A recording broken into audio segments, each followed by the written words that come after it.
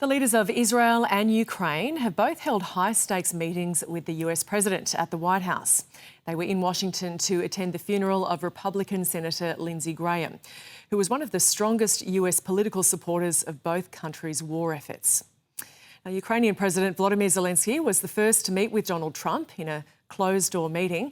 The two discussed Ukraine's defence against Russia and how the US can help with missile defence systems, including Patriot interceptors. Israeli Prime Minister Benjamin Netanyahu followed. It was his first in-person discussion with President Trump since the US began airstrikes on Iran in February. The two leaders shared their own conversation before paying their respects at Lindsey Graham's memorial service.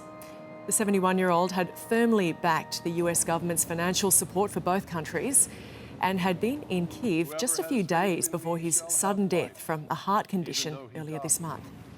In his eulogy, President Trump spoke of the relationship he had with the senator, saying they went from feud to friendship.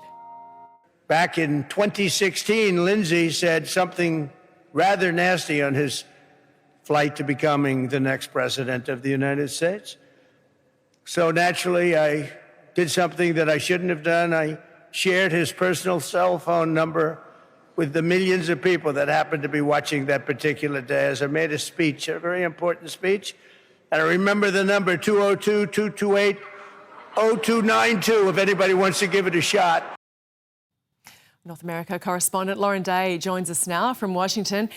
Lauren, let's go to that meeting with Netanyahu first. This comes after a strained period in their relationship. What do we know? That's right, Gemma. We know that Israeli Prime Minister Benjamin Netanyahu had been trying to set up a meeting at the White House with President Trump for months now, unsuccessfully. And this is the first time the pair had met at the White House since February, right before they jointly launched that war in Iran. And since then, we have really seen their relationship begin to deteriorate, and they have diverged in their interests in that war in Iran. Both President Trump and Benjamin Netanyahu are facing separate elections where the issue of the Iran conflict is likely to be at the centre. Prime Minister Benjamin Netanyahu is facing declining opinion polls in his election, which is coming at the end of October, and he really needed to show that the US still is a strong backer of Israel. For President Trump, he of course is just months out from the midterms, which are at the start of November, about a week later than Prime Minister Netanyahu's election. And the Iranian conflict is increasingly unpopular with voters here in America, particularly given that they are suffering economically from the impacts of that conflict. And as I mentioned, we have really seen that relationship fray over the last few months. There was an infamous leaked phone call in which President Trump called Benjamin Netanyahu effing crazy, and he also said on the record, without me there would be no Israel.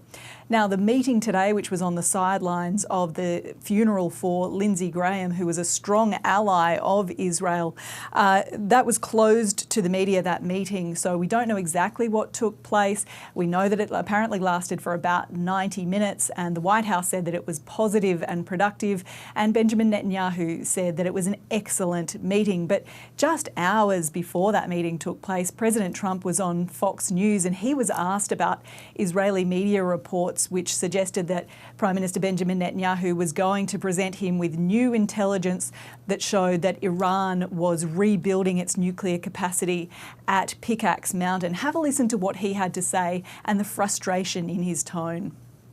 Well, I don't need Bibi to tell me that. Bibi's telling me that because he wants me to stay involved. I mean, I don't necessarily. We have the finest, because of Space Force, we have the greatest cameras in the world focused on. We know exactly what's going on. But no, I heard Bibi announce that. I said, why don't you just tell it to me? Why do you have to announce it to the world? Well, Lauren, earlier President Trump met with Ukraine's leader, Volodymyr Zelenskyy. What happened there? Well, Volodymyr Zelenskyy has also lost a very strong ally with the death of Lindsey Graham. In fact, Lindsey Graham had only just returned from a trip to Ukraine a few hours beforehand when he suddenly died. That was his 10th trip to Ukraine since the war began, and he had met multiple times with Volodymyr Zelenskyy. He had toured war-torn villages, towns, communities, and then always returned to Washington, newly invigorated to bring this lobbying fight to Washington, D.C. and ask for more US military and economic support for Ukraine. Now, he was one of the most influential champions inside Donald Trump's orbit. Interestingly, in contrast to Benjamin Netanyahu's relationship that has seemingly deteriorated with Donald Trump, the relationship between Volodymyr Zelenskyy and Donald Trump has actually really thawed in recent months. We all remember that infamous Oval Office meeting in which Volodymyr Zelenskyy was really berated for not showing enough gratitude for US support, and since then things have significantly improved.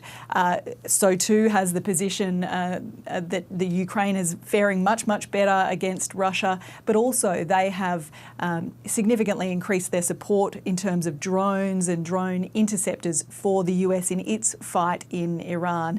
Now, in the same way that the Netanyahu visit was a closed-door meeting, today's meeting with Volodymyr Zelenskyy was also closed to the press, so we can only go off what he said afterwards. But he said that it was a very good meeting, that he had spoken to President Trump about air defence support, and that he had expressed his real gratitude for the support that the US had given Ukraine in its war against Russia. So two very high-stakes meetings for these leaders at really critical junctures in those two conflicts.